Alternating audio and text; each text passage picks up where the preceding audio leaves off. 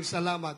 At kami po ay nagpapasalamat kay Senator Attorney Raul Lambino sa kanyang pag-host amin dito. At sana po, huwag natin kalimutang suportahan yung kanyang anak na si Vice Governor Lambino at si Mayor Lambino. Si Ma'am Mayor Lambino. Mga kaibigan ko, may kunti lang ako ipapakausap sa inyo, at papakiusap sa inyo. Alam po ninyo nangyari, di ba?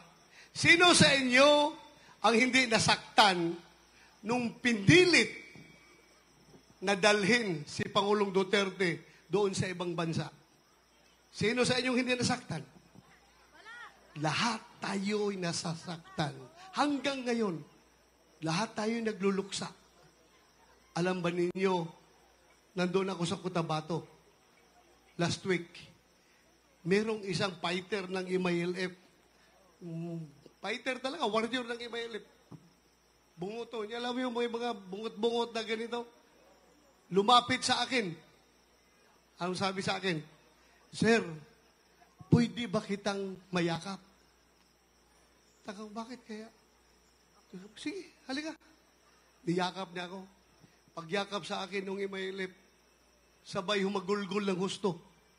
Umiyak ng husto. Sabi niya, sir, talagang grabe ang ginawa nila kay Tatay Digong. Grabe talaga, sir.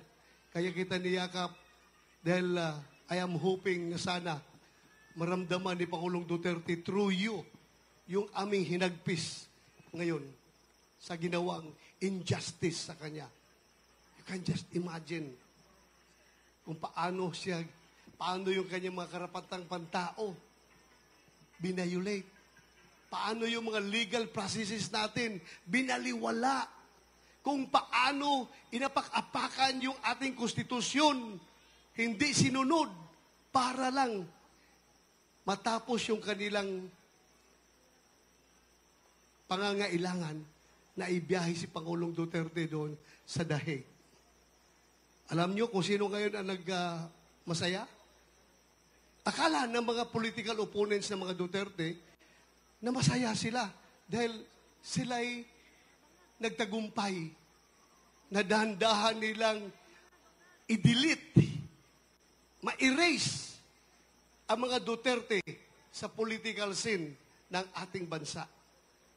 Akala nila sila'y nagtagumpay, pero hindi nila alam na ang nasa likuran nitong lahat, ang masaya ay yung CPP, NPA, NDF. Sila pong nasa likuran nitong lahat na ito. Kaya, mga kaibigan ko, napakasakla po ngayon kung naggagamitan na sila. Yung mga nakaupo sa power, ginagamit yung mga makakaliwa, at itong mga makakaliwa rin ay gagamitin ng ating gobyerno para guluhin ang ating bansa, para i-advance yung kanilang objective na agawin ang poder ng ating bansa at magiging komunista tayo. Yun po. Sila ngayon ang tuwang-tuwa sa mga nangyayari. Akala ng mga politiko, masaya sila, pero mas masaya ngayon yung CPP, NPA, NDF. Tingnan nyo, bumabalik na naman sila. Noon, dahil sa ating NTF, LCAC, dahan-dahan na silang naubos. Kukunti na lang yan sila. Paubos na talaga. Pero ngayon, dahan-dahang bumalik, lumalakas. Dahil naggamit sila ng mga taong nakaupo sa gobyerno. Lumakas ang loob. Yan ang katotohanan. Yan ang katotohanan. Kagaya rin sa problema natin sa droga. Dahan-dahang bumabalik ang droga ngayon. Why? Because ang pinapakinggan ng Quadcom, yung nag-imbestiga kuno sa droga, ay yung mga drug lord at saka mga drug lord protector. Yun ang ginawa nilang hero. At sino ang kanilang pinagkukulong? Yung mga pulis. Yung mga pulis na nagtatrabaho. Hanggang ngayon, si Colonel Grijaldo, ilang buwan na nakakulong pa rin sa kanilang contempt order. Walang kaso sa korte. Saan ang hustisya? Walang kaso sa korte hanggang ngayon, pero nakakulong pa rin yung tao. Samantala, yung mga konbiktado na sa korte, na mga membro ng kaliwa, andyan pa ngayon, nakaupo pa sa Senado, sa Kongreso. O ano nang mangyayari sa ating bansa dito ngayon? Hayaan lang ba natin na ganun? Hayaan natin na ganun? Hindi po. Ako, number one, ako hindi. Over my dead body. Dahil ako, tenyente pa ako, nakipaggiran ako dyan sa mga demonyo na yan. Marami akong taong namatay sa gira namin dyan laban sa mga CPP-NPA. Kaya hanggang ngayon, ako'y senador na. Ang aking laban ngayon ay nag-shift na. Noon, nung ako ay nasa gira pa, ang aming basihan ay yung body count. Kung ilan sa aming sundalo ang namatay o ilan sundalo sa NPA ang napatay namin. Kung ilang kampo ng NPA ang nauberan namin. Yan ang aming basihan. Pero ngayon, nakakatakot po ang basihan ngayon. Ang basihan natin ngayon ay kung gaano na kalawak ang kanilang infiltration sa ating government system. Kung gaano na kalalim ang kanilang napasok sa ating gobyerno. Yan ang bantayan natin, mga kaibigan ko. Bantayan natin yan. Because yan ang problema. Yan ang problema na malaki. Tingnan nyo, sino nagsusumikap na mabiyahe si Paulong Duterte? Ha? Hindi nyo alam kung sinong nasa likuran nito. Ganun ba ang gagawin natin sa tao na dinidicate niya yung kanyang buong buhay? Binigyan niya tayo ng matahimik na pamumuhay sa loob ng 6 years na kanyang pamumuno.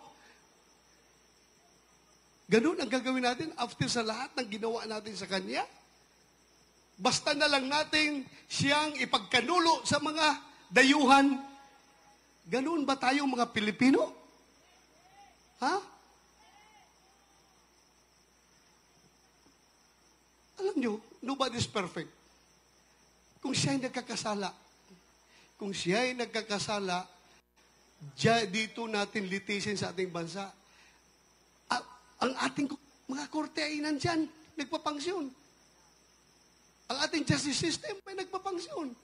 Dito sa Pangasinan, meron bang korte dito na sarado na hindi kayo makapag-file ng kaso? Kahit isa lang, sabihin nyo sa akin, meron ba? Wala. Open ang ating mga korte, nagpapangsyon ng lahat. Bakit doon nila pinail sa ICC? Dahil sa kadahilanan na yung sinasabi nila na 30,000 kuno na namatay at dinakapan lang ng maraming numero. Yun ay lahat na yun ay mga fake news. Merong mga totoo. Alam ko, ako naging chief NP ako eh. May mga totoo dyan nangyayari. Pero hindi po natutulog ang ating hustisya nandyan, gumagalaw. Pero bakit doon nila pinail? Dahil ang mga puti, walang alam sa totoong nangyayari sa ating bansa. Totoo bang merong crimes against humanity na nangyayari sa ating bansa? Ha? Crimes against humanity siguro, yung ibang bansa na wala ng korte. Nagsila-sila na nagpapatayan. Pero sa atin dito, my God, yung war on drugs, wala bang pulis na namatay? Kaya daming pulis na namatay doon. Wala bang pulis na sugatan? Hindi ko sinasabi na walang pulis na nag-abuso. Merong pulis na nag-abuso. Kaya nga, papailan natin ang kaso. Yung mga yan. Pero bakit? Doon nila dinala. May malaking plano ito sila. Napakalaking plano nila kung paano nila gagawin para makuha ang poder ng ating gobyerno. Mga kaibigan, mga kababayan, sabi ni Pangulong Duterte, nung siya ay napili na Pangulo, sabi niya sa akin, Bato, iisang bisis lang ako magiging Pangulo, hindi na mauulit. At ikaw, iisang bisis ka lang rin magiging Chief PNP. Ako hindi nangarap na magiging presidente. Ikaw hindi ka nangangarap na magiging Chief PNP. Ang pangarap ko lang noon na mag one-star general. Pero pinili niya ako maging Chief PNP. Sabi niya, alam mo ba kung bakit? Hindi natin ito kagustuhan. Ito kay kagustuhan ng poong may kapal. Dahil mayroon siyang misyon na ibibigay sa atin. At yung misyon na yan yung labanan natin ang kriminalidad at illegal na droga. Bakit kami nag-launch ng war on drugs? Nag-wage kami ng war on drugs. Hindi para kami yumaman. Nag-wage kami ng war on drugs. Hindi para kami magkapera. Ginawa namin yung war on drugs para masalba ang kinabukasan ng ating mga kabataan dyan sa illegal na droga. At ang isa pang rason, bakit namin ginawa yon? Ginawa namin yon dahil muntik-muntika ng magiging narco-state ang Pilipinas. Meron na tayong mga lugar na kinukontrol na ng mga drug lord. Sila na ang nagde-decide kung sino ang magiging gobernador, sino maging congressman, maging mayor, maging konsehal sa kanilang lugar. Dahil sa kanilang napakalaking pera, galing sa illegal na droga, kayang-kaya na nilang bilihin ang lahat. Bilihin na yung mga judges, bilihin ang mga piskal, bilihin ang mga pulis, bilihin ang mga nakaupo sa gobyerno. Kayang-kaya lang bayaran. Dahil napakarami ng kanilang pera. Muntik-muntikan na tayo maging narco-state. Papayag ba kayo na yung day-to-day affairs ng ating buhay, ng ating gobyerno, ay pinapatakbo ng mga drug syndicates? Papayag kayo niyan? Kaya sabi ni Pangulong Duterte, upakan natin ito ba to? Huwag natin ito pabayaan. Trabahuin natin ito. Dahil kawawa ang Pilipinas pag hindi natin ito gawin. Pagkatapos namin ginawa, anong isinukli natin sa kanya? Yun, binyahe siya sa dahig. Kaya mga kaibigan ko, ako'y nakikiusap sa inyo na sana, suportahan natin ang Duterte. Itong 10 politiko na ito, na gustong maging politiko, mga baguhan ito. Jamie Bundok, Senator Bongo, J.B. Hinlo. Sunod. Ano, ating kaibigan, Attorney Raul Lambino, napakagaling na abogado. Congressman Rodante Marcoleta, kailangan natin sa Senado yan. Pastor Apollo Kibuloy, marami na yung resibo kung bakit dapat natin siyang iboto. Attorney Vic Rodriguez, Philip Salvador, at Doc Marites Mata. Sana suportahan ninyo ito. Suportahan natin yung Duterte. At munti ko na nakalimutan, Bato de la Rosa para idagdag ninyo. Hindi ko na makalimutan. Yun lang ang aking pakiusap sa inyo. Sana, huwag niyo kalimutan, suportahan kami. Itong mga tao na ito, ako, promise ko sa inyo, pag nakalusot yung 10 na yan, itong mga tao na ito, hindi ito marunong magmaniobra, magmagic-magic sa ating national budget. Ako mismo, babantay nito sa mga tao na ito. Hindi ito marunong gagalaw sa pera ng gobyerno. Yung iba dyan, masyado lang marunong. Kung sa Bisaya pa, maro na masyado. Kaya itong mga ito, kasamahan ko, malinis po itong mga tao na ito. Gusto lang magserbisyo. Yun lang po ang aking pakiusap. At sana, tulungan nyo kaming magdasal. Magdasal tayo na sana matapos na yung kaso ni Pangulong Duterte at maibalik na siya dito sa ating bansa. At sana ibigyan siya na pong may kapal ng magandang pangangatawan, magandang health, para kanyang malusutan itong mga pagsubok na kanyang kinakaharap ngayon. Maraming salamat sa inyong pakikinig sa akin. Magandang gabi sa ating lahat. Thank you. Doble